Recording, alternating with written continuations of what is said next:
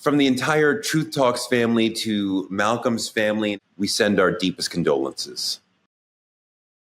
What up, truth tellers? Welcome to the show. What's something the world gets wrong about Black mothers? Hit me in the chat. Let me know what you think. Smash that like button while you're there. Shout out to Mr. Block Ice 22, Charlotte esthetician lash artist. Let me start with this about Black mothers. 3 words that trigger most of America.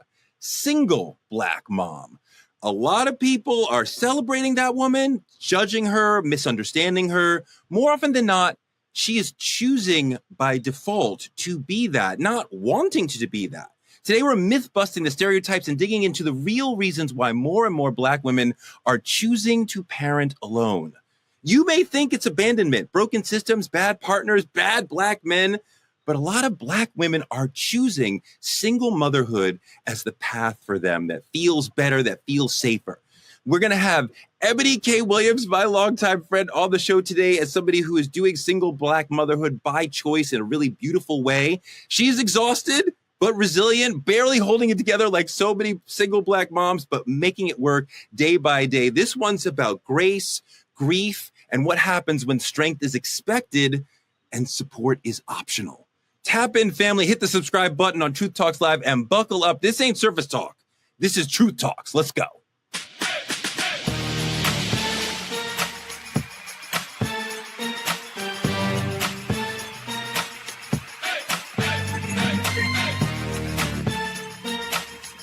Are y'all ready to roll? Let's go. All right, everybody, welcome to Truth Talks. The aforementioned superstar single mother, EBONI K Williams, is here. How are you, my sister? Torre, great to see you. So excited to be joining the team here at Truth Talks. I know it's going to be a fabulous conversation as always. Yeah, I'm excited to have this conversation with you, especially because we talked about you wanting to have this motherhood journey very thoughtfully and intentionally before it happened. So now that you're in the midst of it, I want to hear about how it's going, right? Yeah. Where's you doing? We also have Dr. Sarah Fontaine. Fontenot. It's an ongoing joke. What's up, guys? I'm so happy to be here and super excited to see you, EBONI. Oh my gosh, I love your voice, girl. It is like, it's giving audiobook. It's giving soothing. It's giving, information. I just love it. And I'm happy to be here with all of you today. Let's get it. Wow, she never said that about your voice, Dr. Bryant. She doesn't have to because she echoes everything my voice says. Moving on. What's up, truth tellers? It's your favorite doc, Dr. Cheyenne Bryant, the one that spits it real, that spits the gems. And whether you like me or not, you're listening and you're getting something from it. So it is what it is. We're going to have a good show today. Hope you're ready, Torre. It is a nice voice. It is, when I get beyond the things you say, it is actually a nice sounding voice. Like when you're just saying like just vanilla things, I'm like, wow, it's kind of nice. Then you get into your doctor stuff and I'm like, oh God, make it stop. Make it stop now.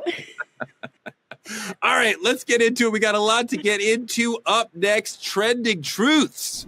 Hey everybody, Judge Lauren Lake here. Listen, I need you to head on over to YouTube weeknights at 8 p.m. Eastern time. Why? Because your favorite judge, I'm one of the new co-hosts of Truth Talks Season 2. And guess what? We're live every night at 8 p.m. Eastern time on YouTube, only at Truth Talks-Live.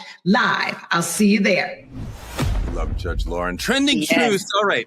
This week, shots fired on the internet, but that's always every week on the internet. But Shaquille O'Neal promised to punch Robert Griffin III in the mouth if he came for his sister, Angel Reese, again. Look at this. Update. Shaquille O'Neal, Shaq, has threatened RG3 over him disparaging Angel Reese. Here it is. Speaking of man, RG3, tweet another monkey post about my girl Angel Reese. I'm punching your face. Okay? It's enough. Like, I don't usually do stuff like this, but just stop it, bro. You got your job, you got your podcast, leave my Angel Reese alone. I'm the one calling her and telling her not to respond. Stop it. That's the last time.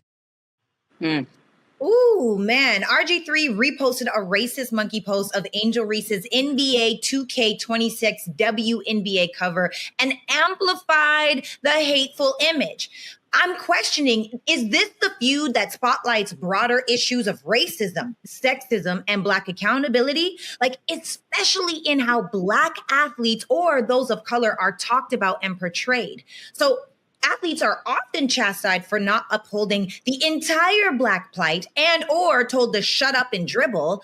But real talk, do we need more Shaqs, Shaquille O'Neals? Do we need more of that energy and less of the RG3 in this climate?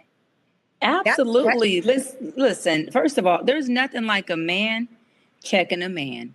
And we need more men checking men. Women don't need to sit up here and chastise or go toe to toe with another man when we have brothers like Shaq who can say, hold on, listen, it's one thing to have your opinion about somebody. We are all, it's okay to have that. But when you're talking about being a Black man, any man of any race, and you're calling another woman who's Black a monkey, it's like, I think Shaq and every man, especially Black man, should have been on his ass. I know Ryan Clark, a good friend of mine, does a good job of keeping RG3's name in his mouth while he's checking his ass, because he's continuously having something to say, and I believe projecting his identity crisis on the Black community, when it's like, bro, listen, you got Stephen A. You got a lot of people who have a strong opinion about what they don't like about a lot of athletes, male or female, and what they do like, but it never gets to the point where you are ridiculing, you are overtly racism towards somebody who you're speaking on. I just think it's terrible. And kudos to my guy,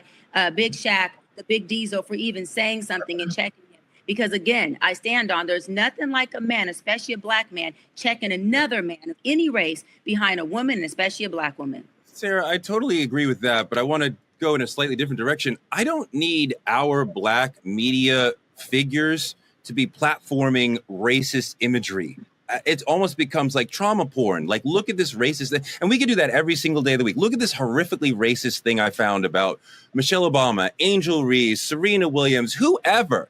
And we don't need to see that. I don't need to see that. So like the whole, whatever RG3 was trying to do in bringing this to the light, I didn't need that. That could stay in the fever swamps. I'm looking to you for some analysis, some deeper understanding of what's happening in these games and with these athletes, the narratives that they're living through, not whatever crazy white supremacist thing that somebody made up in the corner of the internet for you to show us all.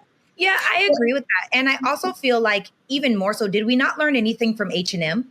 Wasn't it their company that put the monkey on their shirt and they were almost canceled because of how that went? And it's no different here. We already know that people are very passionate and also sensitive to us continuously being portrayed in a negative light or in a racist manner. And it's not okay. This is a new and upcoming star inside of the WNBA, although she's already been a star already. And I am grateful for voices like Shaq. I am grateful because he's an icon, everlasting icon. And one thing that I do have to say that I really just appreciate him is how he's always taking accountability. When he did the thing, when Shawnee came out and she spoke against him, he took accountability. He's protecting our Black women. And I think that we do need to see more of that, because then other people that don't have his level of clout, of power or clout won't say the same things because they know they'll get called out too. I think it's great.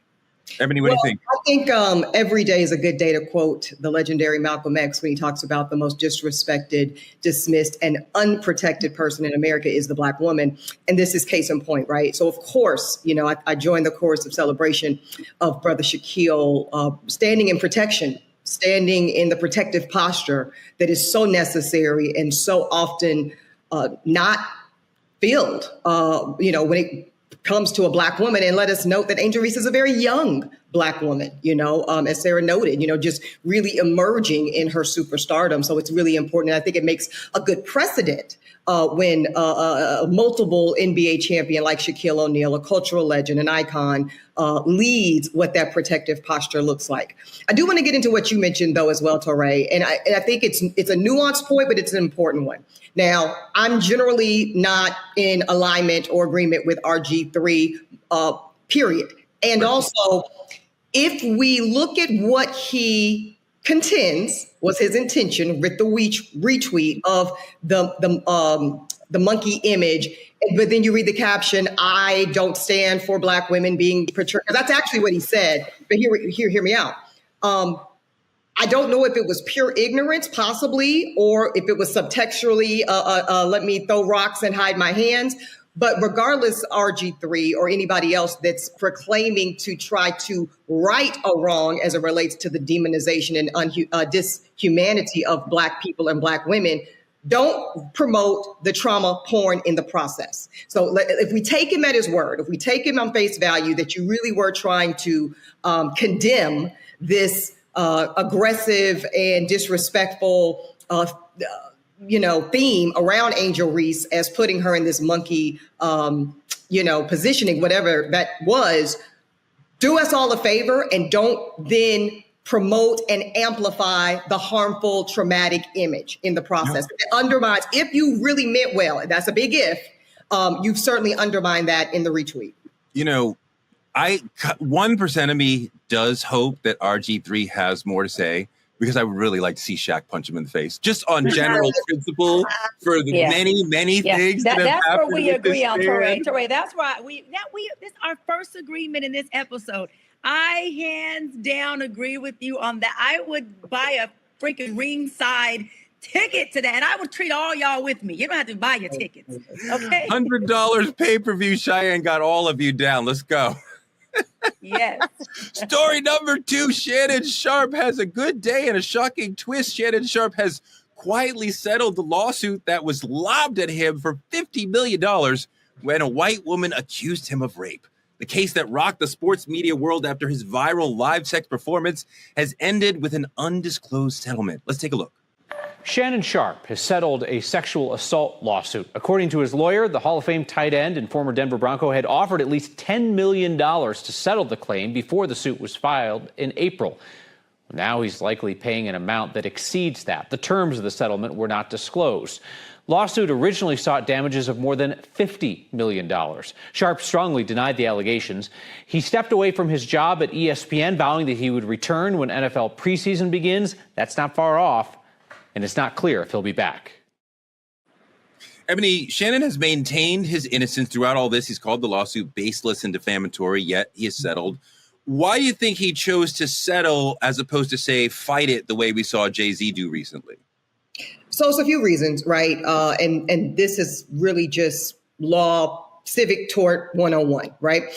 Sometimes it's just advantageous to settle, even if, there's no admission of guilt per se. It's not worth the continued public scrutiny. It's certainly not worth the continued commercial loss, the revenue loss from all the things he's going to be literally sidelined for, not invited on, not able to do the live touring for the podcast that him and Chad Ochocinco have, not able to be appearing on ESPN during this time. Just if for no other reason than to get your bread back up, let's go ahead and adjudicate this. Now, I'm not saying that all those opportunities are going to come rushing back to him, by the way, but certainly he at least puts himself in position to be a working man again, which right now he barely is. Go ahead, Touré. Settling for most people who aren't in the legal profession suggests guilt. Even if you say no admission of guilt, most people hear, oh, you're admitting you did something.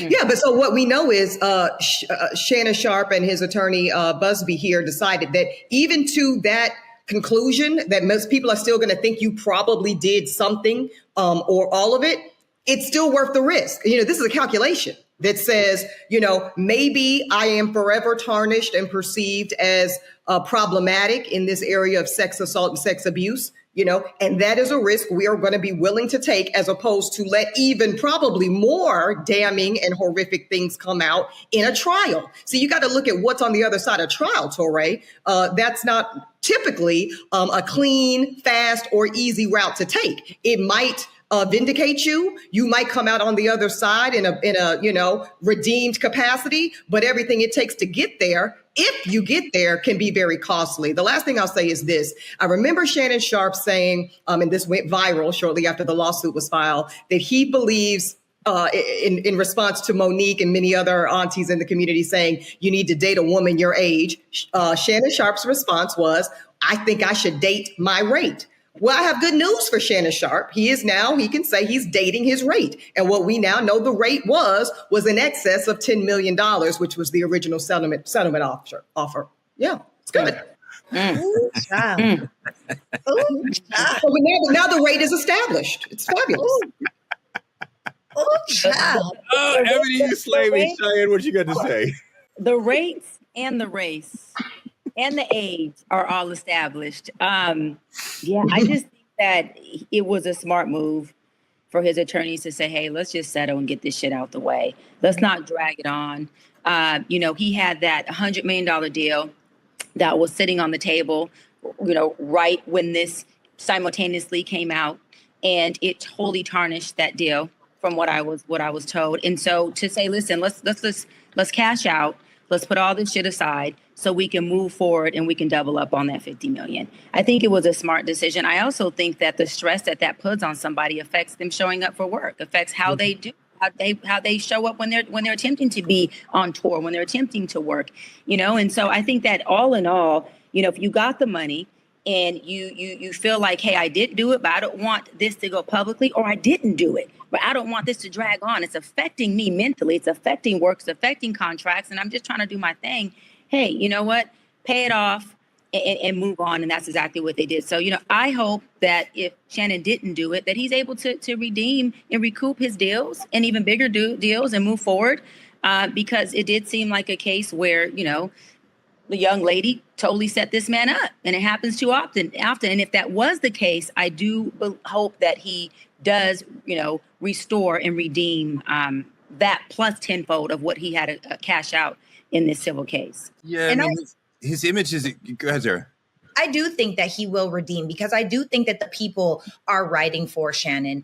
And I say that because, even after he went forward and came public and said what he had to say, it seems like it really died down. We were all into it. We were invested for a couple of weeks. And then over these last couple of months, it kind of died down. And now it's coming back up because we're getting a decision out of it.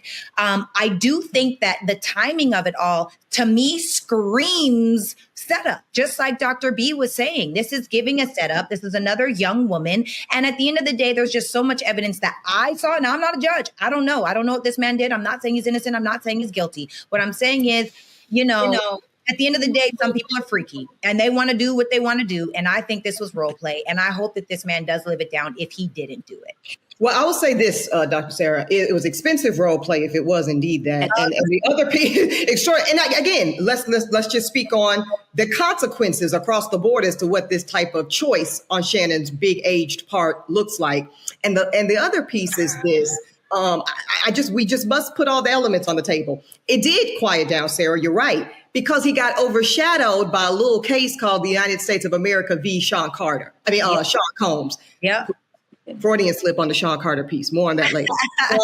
But yeah, on Sean Combs. And I think he is benefiting from the news cycle. That's all. A little bit, but the image has been tainted, and we're going to see how Shannon can revive from that. Moving on. This has been an absolutely wild week in politics. The Epstein list is up next in politicking. What's up, True Fam? It's your girl, Cheyenne. And yes, season 2 of True Talks is here, and we are turning up even higher. Yo, it's your man, Torre, the newest co-host on the set, and I'm bringing heart, heat, and hard truth every night. And we are keeping it all the way fire. Ain't no filters, ain't no fluff, just straight facts. Y'all know how we do. So stop scrolling and pull up to our YouTube at Truth Talks-Live. Like, subscribe, and smash that bell. And after you do that, join us, because we go live weeknights at 8 p.m. Eastern on all the coasts. Wherever you are, from culture to controversy, we say what everyone else is scared to say. We talk truth. Season 2 of Truth Talks. Let's go. Because this time, we ain't asking. We're taking the mic. As Ebony said, everyone's been locked in on the Diddy case lately. Meanwhile, the FBI and Congress are out here defiantly sweeping the whole Jeffrey Epstein file situation under the rug. Files that allegedly linked Trump to underage girls. They want to say nothing to see here. Just move on. There actually was no list. What were you talking about? Stephen A. Smith got all in the mess. Let's take a look at what he had to say. With all of these things that's going on, that the left didn't want to happen, that you on the right said you wanted to happen, with the borders being closed, supposedly that being handled, with migrants being escorted out of this country in droves, according to you, and what you wanted, you're in an uproar off the Epstein list. That's all you've got? It's really, really surprising that this matters. Of course, I think there's a list, but I don't know. I suspect, but I have no knowledge, nor do I care. It's Friday night. I'm getting ready to go out and enjoy myself. I'm getting ready to have a nice weekend. I could give a damn about the Epstein client list. It has no effect on me whatsoever. I have a life. I don't understand for the life of me why this matters so much to these. I'm talking about people losing it. They're crying on camera. They're talking about resignations. They're pissed off about everything. I'm like, really? Ooh, okay. So we all know that Trump is on that list. We know it. But here's the question. And I have this on twofold, right? Because I'm Canadian, and where I'm from, legal age of consent is, in fact, 14 years old. Okay, that is legal age of consent. Now, in different states, it is much older than that. So in America, if Trump were to be exposed as a pedophile, is that finally the line that the cult draws? Or are they going to ride for him like nothing even happened? Do we take age into effect? Do we take all of these things into effect? And now that it's swept under the rug, what happens? Sarah, here's part of the problem for Trump, and what Stephen A. said was really disgusting, and his entire attempt to foray into politics gets more and more embarrassing every time. He's always here to protect the powerful. It's ridiculous. But the problem here for Trump is that he kept telling his people, this is an example of corruption in government. Here's a globalist pedophile. I will do the right thing and out him and prove that I am the moral one who's working for you and doing the right thing and not falling for being part of government, not falling for being part of the scam of government protecting the powerful globalists who are actually pedophiles. And then he gets into office, and now it's like this bait and switch. He pulls away the football like Lucy, and he's like, oh, actually, there were no files. You said that there were. You were mad at Biden for not releasing them, and now we're here. So the MAGA feels lied to. And a lot of the ways that the left gets mad at MAGA for continuing to support him, they're like, that's what he said. He said he was going to be mean to immigrants. He said he was going to do this. He said, this is something he did not say. He said he was going to do the opposite. So now they feel lied to. Now they feel betrayed. And you're starting to see, yes, a crack in the MAGA constituency. It doesn't need to be 50% of MAGAs leaving.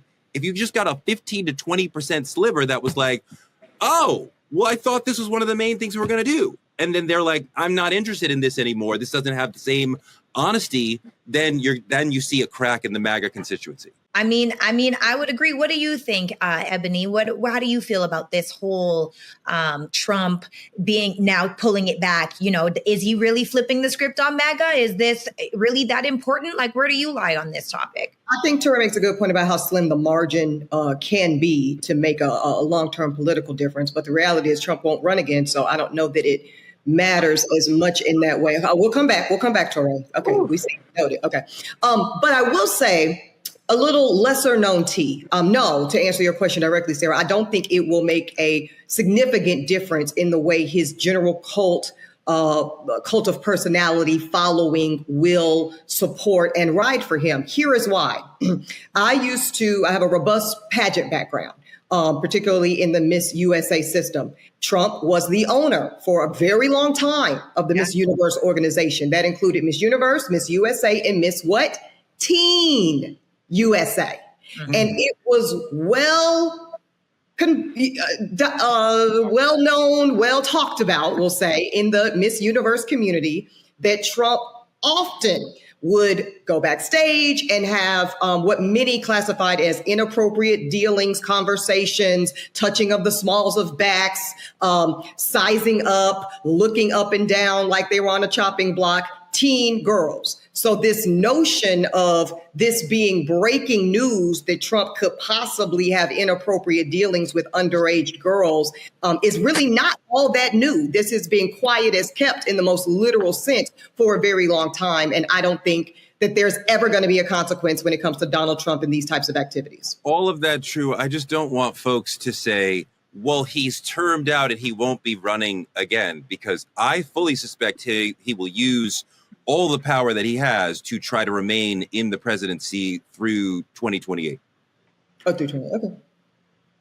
Okay. Yeah, totally. I just think this is the thing. This is a man we're talking about who said that it's okay for him to grab a woman by their PUSSY. He said that, out loud, didn't expect it to hit the TV screens, media, but he also said so many things that tell us exactly who he is. I always say there's one thing you can definitely guarantee somebody to do is to be their damn self. And when we're talking about Trump being who he is, which is this narcissist, this very dictatorship personality, this I do what I want to do when I do it, especially in a time back with this Epstein stuff, these guys didn't have social media like we have. They were moving and grooving and rocking and rolling and having no type of evidence, no cell phone videos, nothing going on. It felt like they would be able to continue to do this narrative, this rhetoric, and this sexual abuse on not just children, but adult women as well, in any form and fashion that they want to. This shit is just now coming to the forefront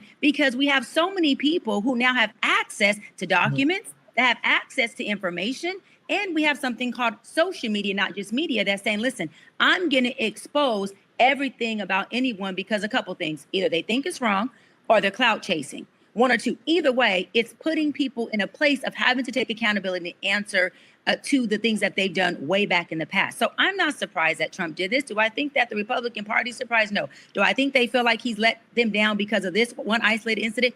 Hell no. I think the Republican Party looks at this fool like this clown is running an entire circus. And there's things he's doing that we thought he would do. And there's things he's doing that we had no fucking idea that this man was going to even try to do. But everybody, I feel for the most part, I mean, I'll say everybody, majority of people of all parties, I believe is thinking, who in the fuck is our leader? What the fuck is he talking about? And where in the fuck is he bringing us to? It looks like a ditch. I wish that was the way the right was looking at it, but his approval rating among Republicans has gone up a couple ticks. So they continue to think that he is the greatest thing. Ebony, quickly, one more thing. The DOJ just fired Maureen Comey from the SDNY, who a longtime prosecutor there, who surely must know some things about that situation with the Epstein file that you wouldn't want somebody just walking around knowing if you're the Trumpies. I don't think that was a very smart strategic move to let her go when she could whisper to any reporter and blow Trump's lid off. But she wouldn't, because she's ethically bound not to. And I actually believe most of us that take that oath as attorneys take it seriously. Here's the other thing, though. I actually think she should have gotten fired, Epstein aside, because she totally fucked up that Diddy trial. She really, really did. But prosecutors don't get fired for that sort of thing, right? Like they do. Actually, they do. When your office is being scrutinized on a global scale, as that office was with this particular high-profile case, which they'll never probably see the likes of again in the next 10 years. No, her ass needed to go. And the also good news, Touré, is she's not the only one privy to the details and the files and the evidence of what the DOJ might have over Trump. But we're not pretending that she was fired because of the Diddy trial. That had nothing to do with it.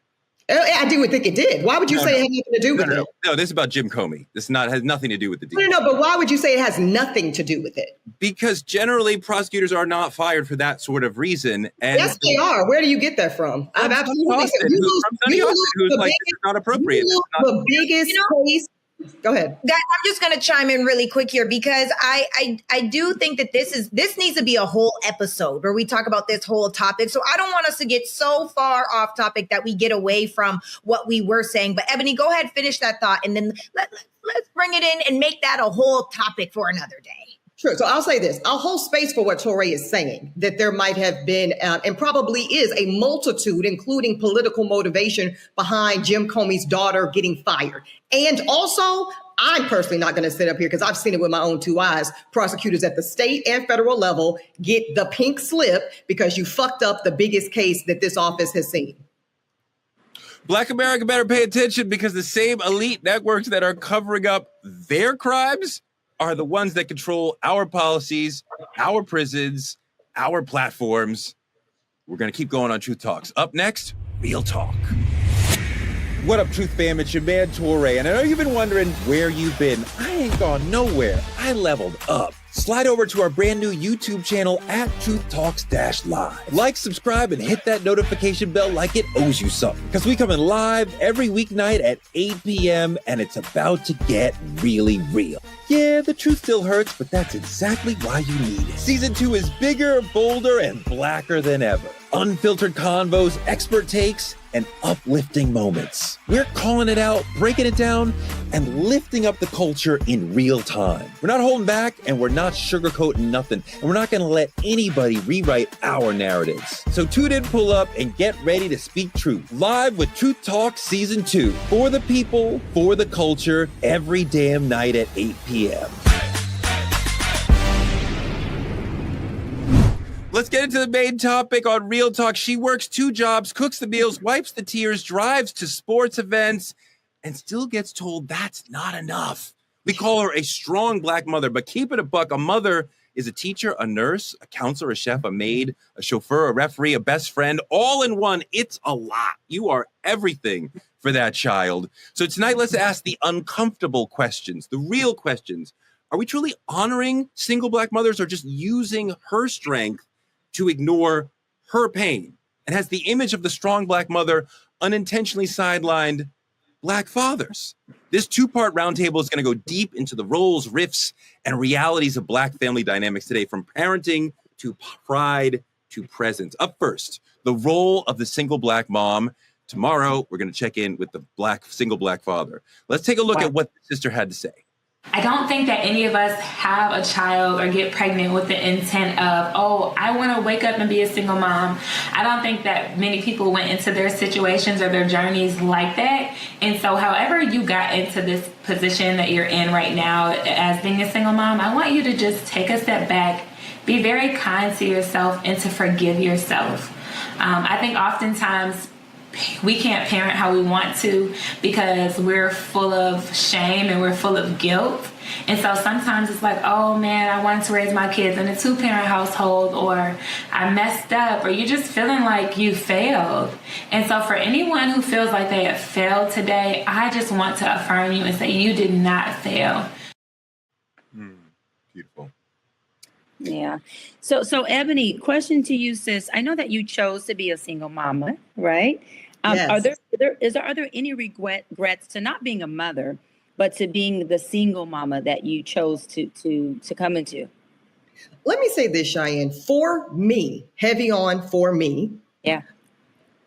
Outside of completing and earning my law degree, carrying and birthing and now raising my daughter Liberty is the best decision I've ever made. So I don't have a single regret for me. And I do want to just hold the space for the sister we just heard from, because I think that these are 2 very distinct experiences. When you're talking about a single Black mother who has found herself in that circumstance, not by her own choosing, but by circumstances, that is a very different lens and experience. As she said, that is something that tends to involve shame, tends to involve grief is a really big one. You know, having to grieve the loss of an idealized version of what your motherhood experience and family would look like.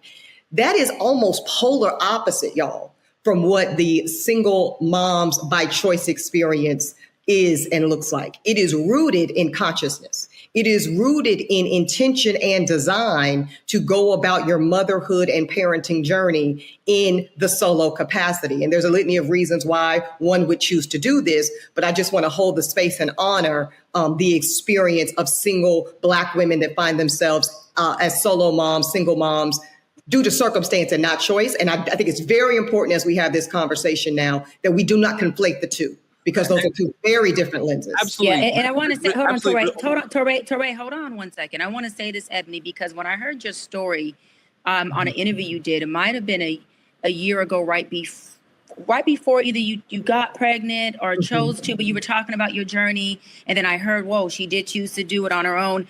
I was extremely inspired. I felt extremely empowered by your agency over yourself as a woman, body, and even more, your time. You did it on your time. You did it your way. And I was in such admiration of that. And I remember sending your post on your page to my best friend going, girl, now, regardless of what it looks like, this woman took agency over her time, her choice, and her life, and she created and structured it how she wanted to. So kudos to you. I want to give you your flowers because I feel like a lot of women, many women, especially Black women, need to take agency over their time and create and manifest what they want to do with that without having to feel like they need to be codependent on some outside force, even if that outside force happens to be a man that they're waiting for. So kudos to you. I love that you did that. That was very empowering. Thank you, darling. That means a lot. Thank you. I appreciate that, and I respect wanting to hold space for the other sister. Your choice, your situation. Do you not sometimes say, I do wish I had another person here, another set of hands to handle this situation? Because sometimes parenting is difficult. The baby is crying. The bottle needs to be made. I just need another person to help me out through this situation. Yeah. So now I'm going to go ahead and tell this, what's this show called? Truth Talks. So let's talk about some truth, right? I am an affluent woman. I'm an affluent woman. And because I'm an affluent woman who earns at the very top income bracket of the nation, I hire those hands, Touré. I hire those hands. So the first form, and I know that this might be a little taboo to go straight to the jugular here, but I think it's very important because often when we're talking about single Black moms in particular and single moms broadly, we are assuming that it's a story rooted in poverty. We're assuming that it is a story rooted in struggle. Thank God I don't live that story. Thank God I am positioned and have worked to ensure that that is not my story. And let me be very clear. And I'm not saying you need to be a wealthy woman to be a single mom by choice, but as somebody who was born to a single mother by circumstances, who was crippled by poverty and struggle, that would never be anything that I would choose to duplicate. So because of my affluence, because of my relatively high financial positioning, I was able to have a night nurse the first 4 months of my daughter's life. She came, I'm just telling y'all all my business. She came Monday through Friday, showed up at 8 p.m., left at 8 a.m. This allowed me to get a full 8 to 10 hours of sleep every night, barring the weekends, for the first 4 months of my daughter's life. There are married women that cannot say that. There are other single women that cannot say that. So that's what I did. I have right now, my daughter is in a bilingual French and English speaking preschool during the day. And she is also supplemented by a nanny, you know. So yes, of course, you need more than two hands. You need all hands on deck. We all grew up with the African proverb. It takes a what? Village to raise a child, you know, and that village can look like, hold on, Ray, I'm almost done. It can look like a husband. It absolutely can. It can look like, hello, we're in a broad, diverse community. It could be a wife. I can have a wife. Yeah. Okay. Yeah. And I could also have sorority sisters, which I do, link sisters, which I do, hired help, nannies, daycare, friends. So yes, I am blessed. And this is important, that if you're going to think about going on this journey alone, you might be solo, but there must be community, hired and community-based. Doc, when we talk about the single, strong Black mother, we are honoring her resilience, but are we giving enough weight and holding up space for the pain, the pressure, the sacrifices that led to that situation for her in the beginning? You know, what I love most is that Ebony gave a narrative that represents a different Black woman. She gave that narrative of a Black woman who says, hey, listen, I had my child into equity. Unlike herself, who was born into deficit. And I've created a certain environment and lifestyle that allows my child and me to thrive and mentally be healthy and be able to have this support. However, there's women on the flip side, like Ebony also mentioned, that don't have that support. They don't have the economic resource. And so I think it's more about celebrating the woman who Ebony's voice fits and saying, hey, do your thing. Happy you went from what I call the hood to the hills, and happy that you created this equitable lifestyle for your child. Do you, go girl. We see you. We support you. Awesome you. And then telling the other women, listen, sis, let's get to the table together. What resources do you need? What support do you need? How do we couple you with people maybe like Ebony who can help you figure out what this structure looks like? How do we get you mental health services? How do we make sure that your child and you, even if you were both in a deficit space of that lifestyle, how do we get y'all to start building equity on top of that? I think we need to not just celebrate single Black mama and resilience, but understand that shit is really hard. Whether you are a mama like Ebony who has help or a mama who has no help, it is challenging. And we have to figure out what is the challenges and how do we fill those gaps. So our single Black mamas, whether they are socially, economically, affluent or not, have the support that they need. Because although Ebony is saying, hey, listen, I got the money to put people in place, I'm sure mentally and emotionally, there's times where she may think, hey, wait a minute, I have a nanny who's helping me raise my kid. Am I okay with that? Is that my idea of what a mama would be? Do I feel like I'm giving my child enough time?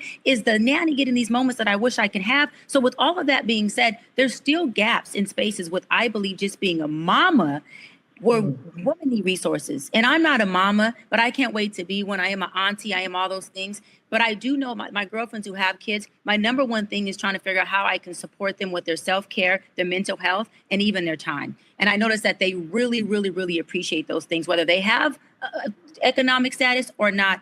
All women deserve that type of love and support. Sarah, go. Yeah, so I'm going to chime in, and I'm going to kick back a little bit here, because first and foremost, I believe that everyone makes choices, but not everyone is measuring their consequences. And my fear in what we're talking about right now, it is one thing to be an empowered, a self-loving, a high self-worth woman that has made the conscious decision to have a child. And for the most case, in the majority, that's just not the case. Most children happen on accident. And so my fear is that people are going to hear this and be like, oh yeah, I'm an empowered mom, but are you? Are you in a space where you are empowered, or are you saying that because there is shame around a judgment that you may have made? Because oftentimes women are using sex to get love, and men are using love to get sex. And so what that does is it creates a baby. And now oftentimes you end up as a single mother as a circumstance or as a consequence. Now, Ebony, I love what you did. You made a decision. You took power. You said, I'm going to do this. But we have to start having the real conversation about the consequences that our reckless decisions are making when we're out here sleeping with everybody and anything in these streets. Whoa. I don't know any sisters who's sleeping with any and everybody in these streets. Oh, there's plenty of them. This is the hookup culture, Torre. You're a man. You don't know. I'm fully rejecting the notion that women are promiscuous. That's what you're saying. But the larger notion that you're talking real truths, but you never once in there talked about how a lot of men ain't shit and will get a woman pregnant and leave. That's not her fault. What I just said, be ashamed because the guy left for whatever reason. That's not her problem. So first and foremost, if a woman gets pregnant and decides to keep a baby, it is her choice, period. At the end of the day, unless a woman is raped, that is the only way that she is making the decision to lay down with someone and risk it all. Now, of course, could he shoot up the club or this? Are you on contraceptives? There are so many different questions. But imagine the power that we would have as women if we really took control over our bodies the same way Ebony did. If we really would stop letting strangers shoot up the club.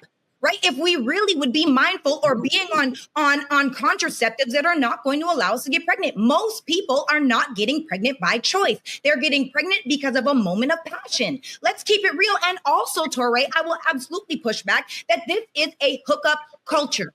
We know it. We've seen it. It's what happens in 2025. Now, I don't condone that. I actually talk about abstinence all of the time. But in this generation, I know you're a little bit older than me. Your curls have been here since Jesus. It is what it is. But what I would like to say is that in 2025, it's just normal. You go out and that's what you do. And this is why we are in a single mother epidemic, not one where you powerfully choose, but one where you miserably have to live with that consequence. Ebony, you want to do it? Yeah, let me say this. I actually agree with this point that I hear Sarah making. I do want all women, and this is why I'm so public in my story. I don't for one second suffer from the delusion that this is what I have done and the way I have done it needs to be the new world order, right? This is now how every Black woman needs to go about creating her family. This is not the eradication of the need and very real power of Black men and Black fathers. It ain't none of that.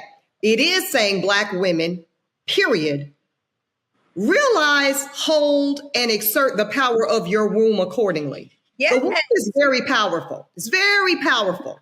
And there is a community of single Black fathers, and I know we'll talk about that in part two of this conversation, but there are very few Black men, period, that have the resources to go about pursuing that. You know why? Because you have to hire a surrogate.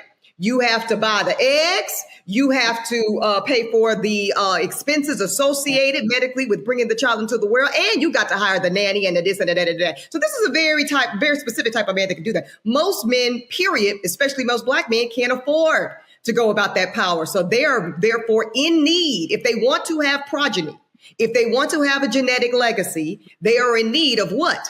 A womb. They really are. And I do think there are some Black women, and I'm personally not going to necessarily put just promiscuity on it as much as I think that some women, period, Black women especially, are under the false belief that if I give this man this baby, number one, they think it will tether him to me for life. It will not. Yeah. And number two, they believe that it will curate some type of family fantasy that will manifest their dream-like existence. And sad to say, it has not historically and will not in the future. But so that is an attempt. It's very important, Touré, and I'm done. I do want Black women to just, if y'all don't get nothing from this conversation, have awareness and execution around the power of the womb. Yeah, but within all of that, you have to have a man who values all that, who wants to stay, who doesn't see family as something to fear, but as something that he wants to be part of. And lots of Black men are part of their families. But when I look at a single Black woman, Doc, I don't say, oh, she made a mistake. She shouldn't have chosen. I'm like, there's probably a brother who did her wrong and is probably continuing to do her wrong by continuing to not be part. I don't even understand how you could have a child in the world and not be in the child's life. Even if I don't want to have a relationship with you anymore, I got to be there for my child. And, you know, Sarah, I think sometimes we don't see what the father is doing. You see that single mother, but you don't see what the father is doing. You may be judging somebody who's standing up, but you don't see it. But Doc, there's another aspect to this too that I want to touch on. The overwhelmed single Black mom may want to carve out time to try to find or have a healthy romantic relationship. How does she do that? How does she get into that whole dating world, which can be very difficult, while she's also prioritizing the life of her child? I think first that woman needs to take a self-inventory and turn the lights on and see how she ended up in that situation or circumstance to begin with. I say that because oftentimes if she goes on and continues with her choosing a mechanism, she's going to choose the same thing that she calibrated to begin with. We all have feeding stations and we set these things up. And if we don't change up our appetite, we continue to choose the same food that we feast on. And so it's a duality of, wait a minute, you know, let's make sure we're not just choosing men who are good for the season that we're in. If that season is trauma, if that season is grief, if that season is despair, and we're choosing men who we look at and say, wait, he can be a good man for me and my child long term. So there is a duality of accountability where, yes, I agree with you, Touré. And that's one thing I actually do really, that's one of your perspectives I do really admire and I really do love is your perspective when it comes to being a husband and being a parent, not your parenting style, but being a parent in the sense of, listen, because you say, listen, my wife can do one thing that I cannot do, which is bring legacy in this world for me. And I love that. There's nothing I won't do for her. You cooked on that when you said that. And so I say that to say that women need to first take the inventory and say, wait a minute, let me figure out what I did and declutter so I don't make the same choice and end up in the same circumstance, because that's just called pathology. That's called the dysfunctional cycle that many of us in our community continue to do over and over again. And then once she does that, she has to be able to not put her ideology and clothe these men with it, but start to see these men for who they are. So she knows who she's choosing and she knows who she's not choosing. I'm gonna wrap on this. It's too many times and too often that women in general, but Black women, because we're talking about Black women now, take their ideology, what they didn't have in a father, or what they did have, and they clothe men with this, and they make that man be their idea. And the moment that they see this man was never that, they gaslight him and say, hey, you're not a good man. No, he's not that he's not a good man. He's never been a good man. He ain't the man that you wanted him to be. And so now you have a problem with him. You knew this man was going to leave you from the beginning because he already had 2x2, 3x2, or 4x3, or 4x4. And when you have a man who has that, I always say this, and I'm going to say it on True Talk. I say a nigga going to be a nigga. And a man gonna be a man. And if you choose a nigga and you think because you are who you are is gonna change him, that's arrogant, that's disbelief, and that is delusional. And you gotta change the way you think. Wait a minute, we don't change a man, we don't keep a man, and we don't make him and give him anything he doesn't have. We water it. We got to see him for who he is, and we have to choose him or unchoose him. And that's the bottom line. You may not have understood the dig that she made because she doesn't think that it's right that I don't spank. Never. I understood that. First of all, I watched the show, so excuse you. I did understand the dig. Will you ever spank your child? Torre, we need to have a whole episode about the corporal punishment of it all, which I'm sure we will. Producer noted. Now, this is the beauty of at least single motherhood by choice. To get to Dr. Bryant's point, I have the power of bifurcation now. I made the informed and empowered decision to bifurcate my motherhood and parenting journey separate and apart from my romantic pursuit of love. So now I get to date, and I am dating for curious minds that want to know. I am now dating, and I am dating, ladies and gentlemen, with a level of clarity, with a level of confidence, and with a level of, the red pill community is going to love this, femininity. Yes. Right? Yes. But I personally haven't before, because I was so preoccupied with all the things I personally needed to do to survive. Go from, I love what you said, Cheyenne, the struggle to the hills, or whatever it is. Oh, from right? the hood to the hills, from the hood to the hills, girl. Exactly, all of that. So now that I'm in the hills, Come right? on, girl. And now that I've got my beautiful, healthy baby, and now that I've got all the shit, and the career is boom, this is that. Now I get to date just purely on how this man makes me feel. Yes. Not because you're 6'2" and I need your genes, not because you got 7-8 figures and you're gonna put my kid in private school. I've taken care of all of that. Yes. And I have now bifurcated my ability to choose a man solely on the basis of my romantic feelings for him. And this feels very good for me. There's a lot of discussion around how women can't raise a boy to be a man. Are single Black mothers trying to raise sons to be strong men, or somehow weakening them by shielding them or not having enough masculinity in the home? Let's look at this video first. We have to put into the mothers and empower them, because the boys are a product of their environment. If we give these boys all of this stuff that we're teaching them to show them manhood principles, and they don't get anything, they go back to what they were doing. And sometimes the mama just don't know. Right. Because if he blowing past your rules now in your house, he goes out here and blow past rules in the world. Yeah. I agree. I could not agree more. I think that so many, and I say this all the time, I have been saying this for forever. A lot of single mothers that are operating inside of survival, not thrive, but to survive, a lot of single mothers are raising women in their sons. Why? Because a woman cannot teach a man how to be a man. I don't know the nuances of how to be a man. I don't really know what kind of essence it is to be a man. All I can do is teach from my own perspective and experience. And inside of that, oftentimes what we as Black women do is we coddle our sons and we harden our daughters, because we're teaching our daughters how to go out there and be more masculine. And by nature, because we're coddling our sons, we're making them more feminine. And so I just really and strongly feel like it is so important to have men and women in the household, which brings me to you, Ebony. I do want to ask you this question, because you're talking about dating, you're talking about getting into the field of things. Let's talk about co-parenting. Right? Child support is always a divisive conversation, no matter what your socioeconomic status is. Mm-hmm. Let's check out this video, and then I really want to hear what you have to say about it. It hasn't been easy, but it's been a blessing to understand and educate myself on her illness so I can make it as smoothly and as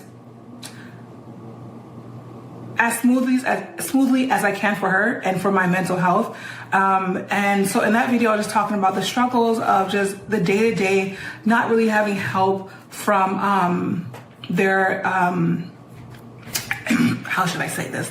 From the other half. I feel like there's a misconception with the custodial parent, which is the one who has a child all the time, and the non-custodial parent. Like, the non-custodial parent think if they're just giving child support, that's all they should be doing. Boo-boo, no, that's not it. It is, to me, it's so much easier just like, oh, here's a few $100s every month. It is much harder for someone to be dealing with but raising a child every single day through all their different stages of development. It's hard. And I think people need to stop having this theory that, oh, because I support financially financially is very loosely, that I'm doing my part. And it's not. Well, and I know for this woman too, she's a mom of 3 and one of her children actually does have special needs. So do you think, Ebony, that family courts and social systems made the single Black mothers the default parent or the default villain for demanding money and accountability? And do you think that money is enough when it comes to parenting? So a few things. I used to practice family law, so I'm well versed in this child support, child custody area. A few things. No, I don't necessarily think that the court system has made the single Black mother the default parent. I also ring the alarm on this. This notion is changing in real time generationally. More and more and more fathers, and Black fathers at that, are fighting for at least joint custody legally and physically for a number of reasons. They might not be wanting to pay the level of child support required, or they might just want to be more active and present in their children's lives. I do want to point this rebuttal out, though, Sarah. I don't disagree in theory that a single mother, a woman, cannot adequately raise a son in terms of lived experiences of a man. But let us note that just this week, our former 44th president, Barack Hussein Obama, said that he didn't believe he had the tools or that he was equipped to raise a son. He sure did. So I think this is a much larger conversation that we as the Black community need to really be looking at when it looks like it is a whole community deficit amongst Black women for sure, but even Black men who grew up with no father, who grew up with inadequate modeling of what Black boyhood and Black masculinity look like, that we all need some healing around what the absolute honor and responsibility that it is to adequately raise a Black son, because I think we're all in deficit when it comes to it. A lot of amazing Black women have solo raised a lot of amazing men. My father being one of them, who never lived in the home with his own father. He died before he was born. And, you know, and not that one example, but there's a lot that women, mothers, can teach young boys about being a great man. You don't have to be a man. Now, obviously, he's going to look to men in the community and his family for other modeling, but she can lead him to be a great person in so many ways without needing to have the same chromosomes as him. There's so much that women teach us about being better men that I'm not necessarily looking at a man who was only raised by a woman and say, well, you don't know enough about him. Like, my God, who is that woman? I need to know who she is before I can judge, Cheyenne, how much you may or may not have learned about her yourself as a man.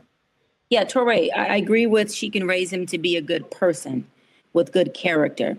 She cannot raise him to process like a man. She cannot raise him to emotionally understand how men deliver messages, how men feel the way they feel. She cannot raise him and teach him that. She can tell him, baby, stand up and hold it when you pee, but she cannot express to him the difference between how a woman processes heartbreak and a man processes heartbreak. She can't explain to him how a woman provides versus how a man provides. She cannot explain or even show by learned behavior how a man is the head and how a woman is the neck. Because what happens with the single mama is, when she is doing all these things on her own, she is not only having a disparity when it comes to nurturing and loving and just being able to be a full-on mama, she's also having to provide. So this son is seeing really or experiencing a woman who is showing up in the provision space as a man, but is clothed and seen as a woman. That's very conflicting for young boys, because what they're learning is, wait a minute, so I don't have a father in the house, but I'm seeing my mom take on the father role. I'm seeing her take on the male role. So I'm learning how to take on the male role. What's the male role?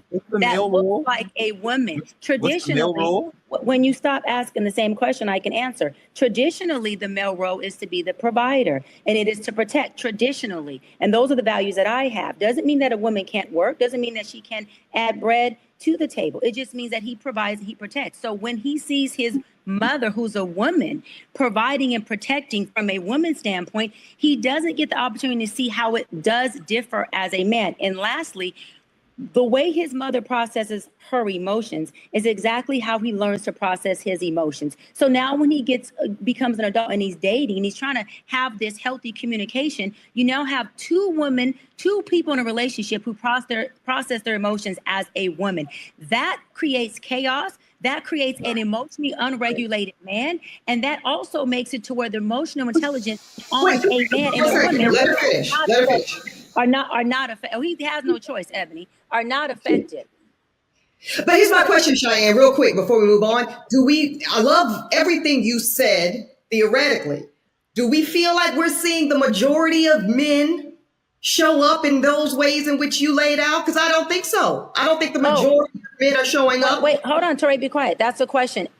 Do I see majority of men show up unemotionally regulated? Absolutely. We have the highest incarceration rate. That's from emotional dysregulation, not being able to regulate your emotions in a way that helps you make better decisions, so you're not ending up in punitive consequences. We see men in relationships who flee, who sabotage, who emotionally abandon their relationship and create a single mama, who create baby mamas, who create broken families, who create broken homes because they emotionally can't stay in the discomfort of processing an emotion because they were raised by a mama who taught them how to process their emotions as a woman. And there is no man that showed them this is how equally yoked looks. This is how you don't fight fire with fire, but you have an effective communication with the woman who may be hormonal, who does bleed and have a menstrual every month you don't have, who may be suffering from postpartum because she just had a baby you didn't have. So when we're talking about that type of environment, a man who cannot process and regulate his emotions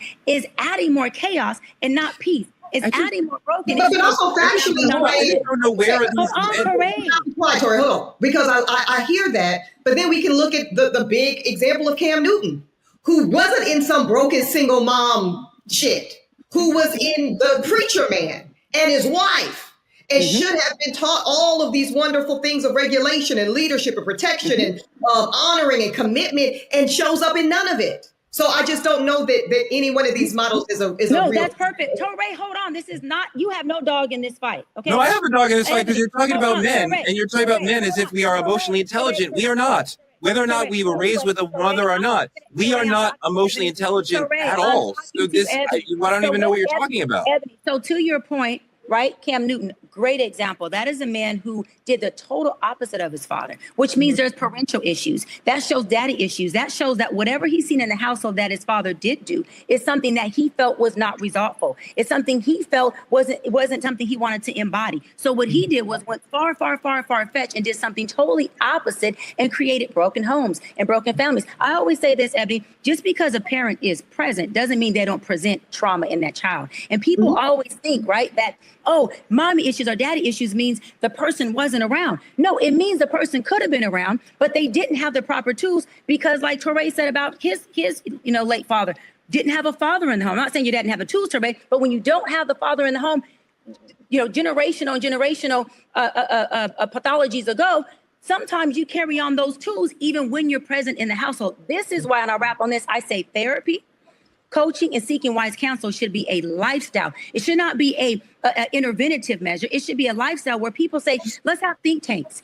Let's go to therapy. Let's get the proper tools. Let's read books. Let's commune with each other, Ebony, and talk about how we can parent. Because if we don't, we have men who are doing just what they're doing today. They're unemotionally regulated. They cannot sustain a family. They cannot sustain themselves. And they can't sit their ass in discomfort because they never were taught that it is healthy to feel emotions, but it is not healthy to get into your feelings because feelings cause problems, emotions don't.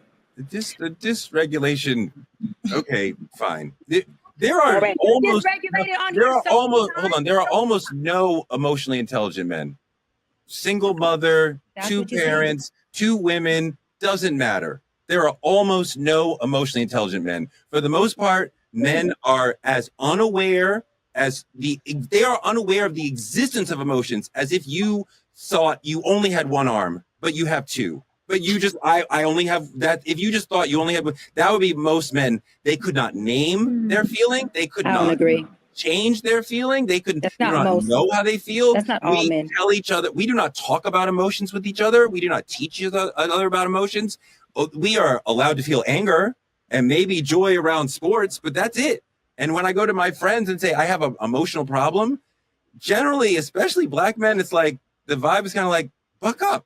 Be tough. Just handle it. Yeah, No, Touré, that's your not how narrative. we are. And That's that's not not all just a men. black men. That's all men. That's not all men. We're not going to generalize. Let me chime in because I keep hearing, and this is the fatal flaw, right? It's not gender, it's masculinity and femininity, right? We all have both. I've said this 1,000 times. The most masculine man still has 10 to 20% femininity. The most feminine women still has 10 to 20% masculinity. It is necessary because you need it in order to be whole, right? In order to be able to function, win, provide for yourself, love your children. Both of these roles, essences, and energies are essential for you to be a human being. Now, that being said, most men are not taught how to be more emotionally regulated or intelligent because most times that's not in their wheelhouse. That is an opportunity that a feminine energy has to teach them. I once saw this really great example where women will be saying, you know, we're telling this story and it's like violet, and it was violet,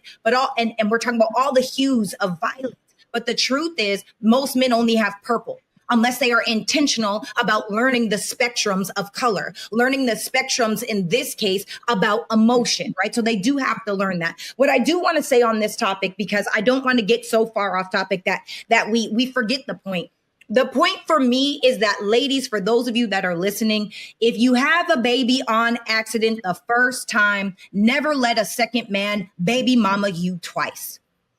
If you did it once, that's okay. The second time you wanted this to happen. And we as women have to elevate our self-worth, our self-love, and our accountability. And we have to take responsibility for our bodies. It is one way to do this the way that Ebony did it, because most women, over 90% of women, do not have the finances to be able to afford a night nurse, to be able to afford the nanny. Maybe they don't even have the circles to really have their girlfriends help because they're working 2 different jobs in order to keep the lights on. And so I want you to be mindful of, if you lay down with a loser, and loser could be whatever that means to you, okay? If you lay down with a bum, somebody that doesn't love you, that doesn't have a regulation, that doesn't have integrity, that isn't decisive, that isn't achievement oriented, that doesn't show up the way that you need, if you lay down and get pregnant by this person, you deserve it. And so pivoting over to how we are raising masculine daughters is because a lot of these resentful, angry mothers now that are really upset about the decision they made about getting pregnant in the first place, that are very much in their masculine because they're doing